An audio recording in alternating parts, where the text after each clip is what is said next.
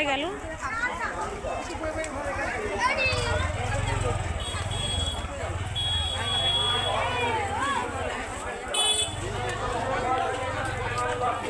এই বাবা কোথায় গেছে?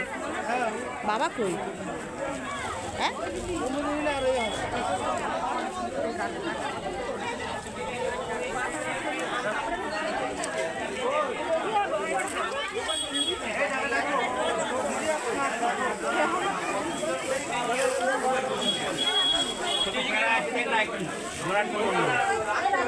যারা বস্ত্র দিয়েছেন দুস্থ মানুষদের দানের উদ্দেশ্যে তাদেরকে বলছি আপনারা একটু আসুন, বস্ত্রগুলো বিতরণ করাবে। হ্যাঁ